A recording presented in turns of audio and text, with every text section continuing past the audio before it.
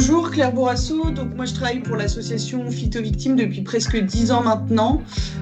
Et donc parmi mes missions principales, j'accompagne des professionnels et des enfants exposés in utero dans leur démarche auprès du Fonds d'indemnisation des victimes de pesticides.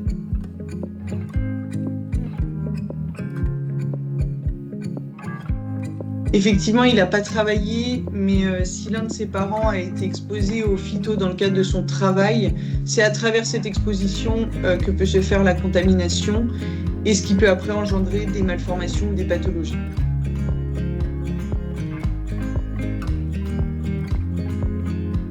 Non, c'est faux.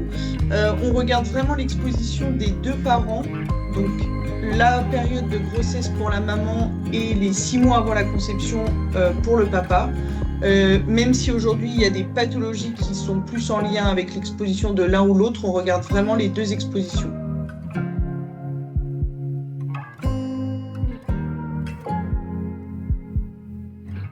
Oui, aujourd'hui, les pouvoirs publics reconnaissent 5 grandes pathologies, donc les leucémies, les tumeurs cérébrales, hypospadias, donc ça c'est un problème sur la verge du garçon, fente labiopalatine qu'on appelle plus communément bec de lièvre, et puis tout ce qui est trouble du neurodéveloppement, dont l'autisme.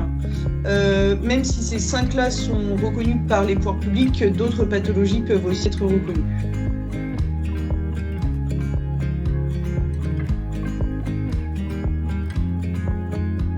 Pour les familles concernées, le chemin est long et les procédures sont parfois lourdes financièrement, et donc c'est pour ça qu'on a lancé une cagnotte pour soutenir ces familles. Donc si vous aussi vous avez envie de participer et de soutenir les victimes des pesticides, n'hésitez pas à participer à la cagnotte. Toutes les informations seront en description. Et si vous êtes concerné, n'hésitez pas à contacter Phytovictimes, soit par mail ou par téléphone pour avoir plus de renseignements. Merci et bonne journée.